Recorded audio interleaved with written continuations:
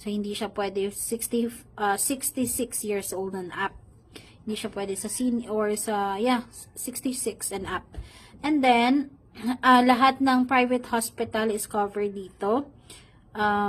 Private hospital are yung BAMC sa Tacoleng, then Riverside Medical Center, the Doctors Hospital, South Bacolod General Hospital, and then Metro Bacolod Hospital. So, lahat ng private hospital sa Bacolod is covered ng plan na to, na 2,299.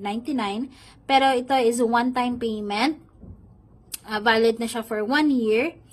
However, one-time use din. For example, you pay now, then sa loob ng isang taon na validity ng plan, nagamit mo na siya kasi nagkaroon ng aksidente, na nag-ER ka na, or sumakit yung tiyan mo, na pumunta ka ng ER sa hospital. So, hindi mo na siya magagamit ulit, forfeited na yung card. Kahit, for example, yung bill mo is 10,000 pesos lang, pero you have a 25,000 coverage, then, hindi mo na siya ulit magagamit. All you need to do is to purchase another card. Pwede ka namang ulit bumili ng 2299, then we need to wait again for 15 days activation period.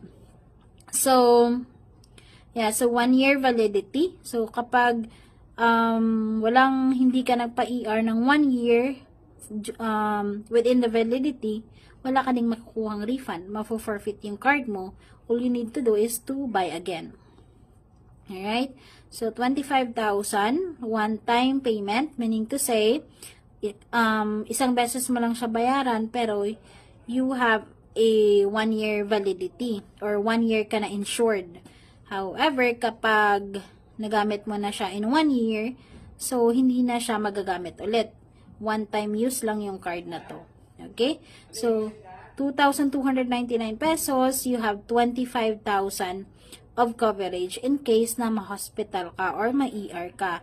Pero for example, na-confine ka, ililipat ka from ER to hospital bed, hindi na-cover ng plan na to yung sa hospital room. Yung babayaran ng card na to is hanggang ER lang. Lahat ng ginamit during ER, yun lang yung cover ng plan. The rest, kasi na-confine ka na, so hanggang hospital bed. So, on your own packet na yon. Okay? So, we have another plan as well. If you want me, i-discuss ko na lang to sa other video. Alright? So, that's it.